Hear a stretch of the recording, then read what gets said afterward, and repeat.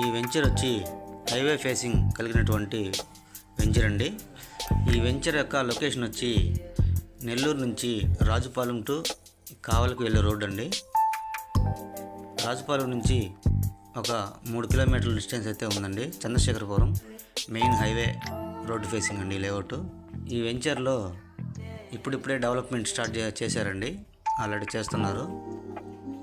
ఈ వెంచర్ వచ్చి ఫ్యూచర్లో ఒక మంచి సెంటర్ అయితే అవ్వబోతుందండి. ఈ ఏరియాలో ఎయిర్పోర్ట్ కానివ్వండి, గమేషా కంపెనీసు, రిలయన్స్ కంపెనీ వంటి కంపెనీస్ అయితే చాలా ఉన్నాయండి. అలాగే గోడౌన్స్ కూడా చాలా ఉన్నాయి.